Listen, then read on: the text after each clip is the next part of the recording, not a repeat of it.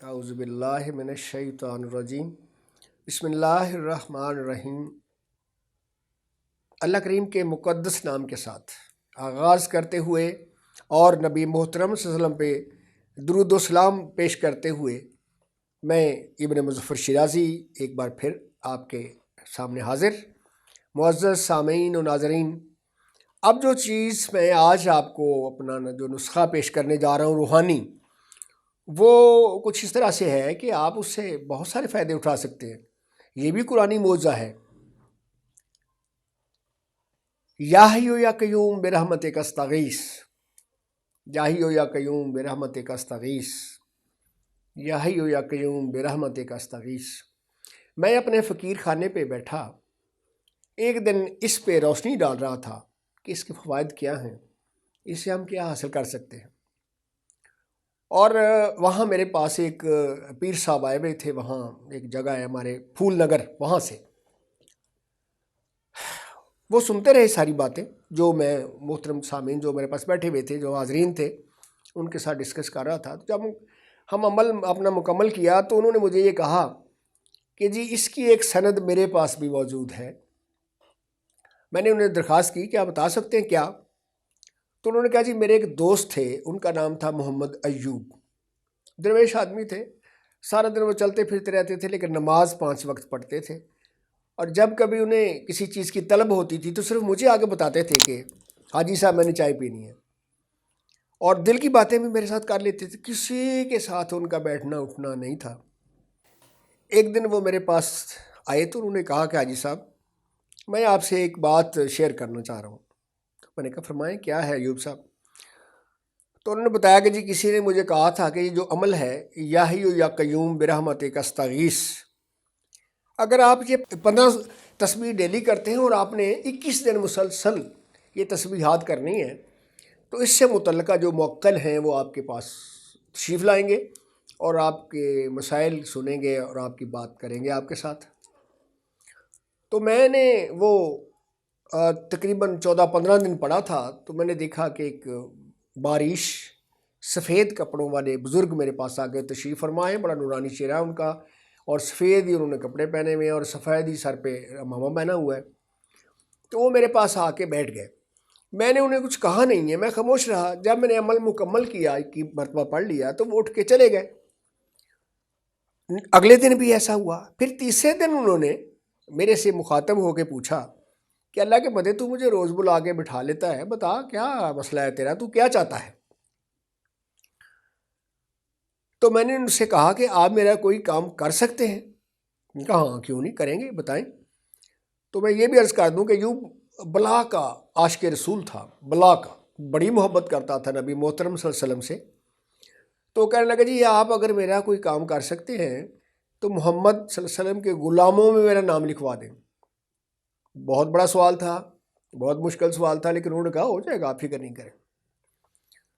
تو انہوں نے کہا جی کہ میں نے یہ دیکھا ایک دن کہ ایک تخت ہے جس پہ میں بیٹھا ہوں، اور وہ تخت آسمانوں کی طرف اڑتا چلا جا رہا ہے، اور مجھے پتہ چل رہا ہے کہ میں اس وقت پہلے آسمان پہ ہوں، یا میں دوسرے آسمان پہ ہوں، اور پھر میں تیسرے آسمان پہ ہوں، اور جب میں چوتھے آسمان پہ پہنچا ہوں تو وہ جو میرا تخت تھا وہ نیچے اتر گیا۔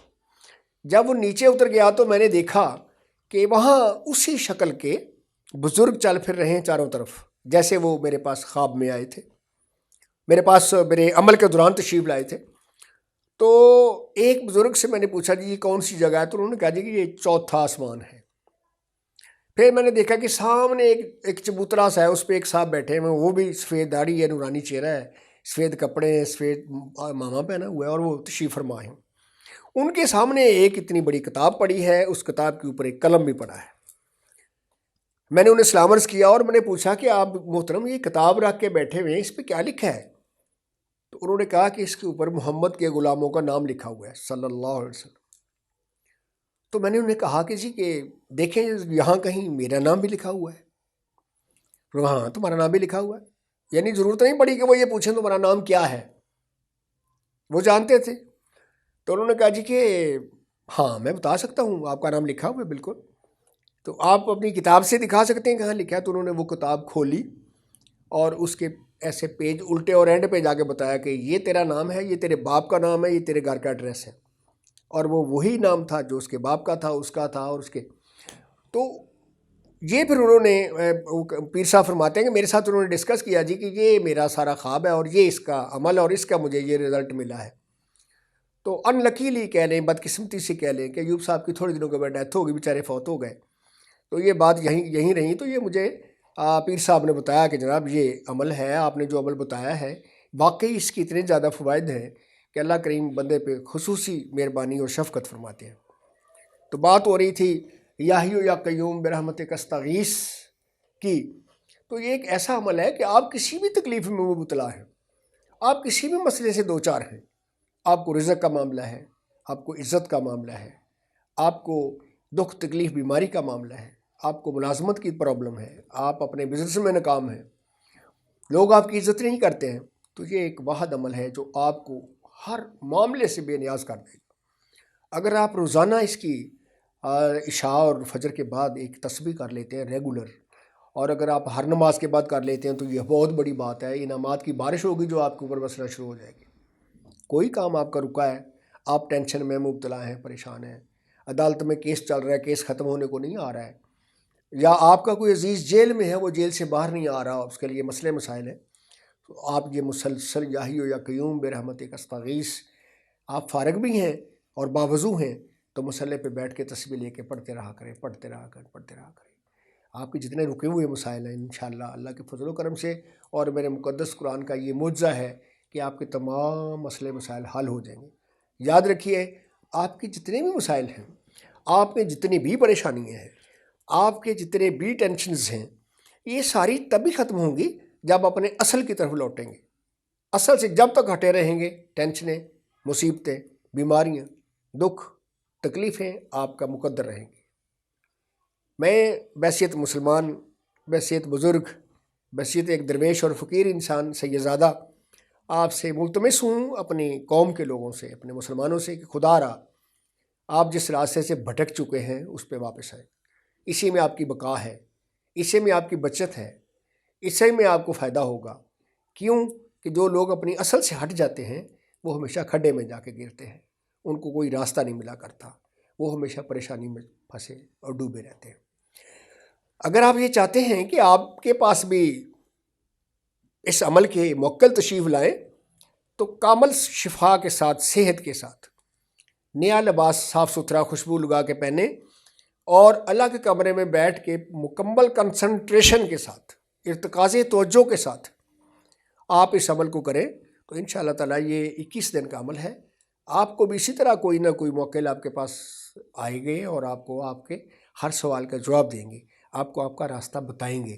یاد رکھیے گا، موکلات ایک ایسی مخلوق ہے جو آپ کے لیے دعا کرتی ہے. میں نے دیکھا کہ اکثر و بیشتر ہمارے جو عامل ہیں وہ کہتے ہیں کہ جی ہمارے پاس موکلات ہیں اور ہم موکلات سے کام لیتے ہیں. جب ان سے پوچھے کہ موکل کیا چیز ہے تو ان کو یہ پتہ نہیں ہوتا موکل کیا چیز ہے. میں نے 20 لوگوں کو دیکھا آزما کے، ان کو پتہ نہیں موکل کیا چیز ہے.